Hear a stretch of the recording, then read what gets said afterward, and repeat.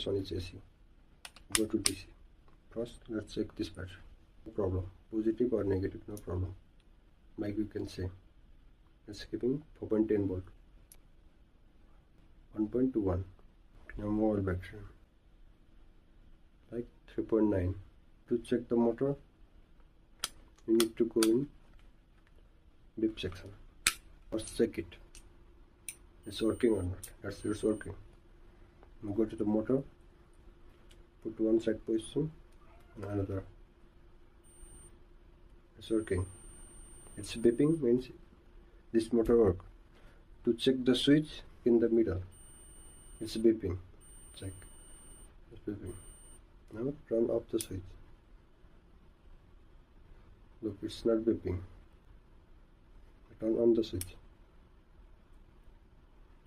It's beeping. Then please like, share and subscribe.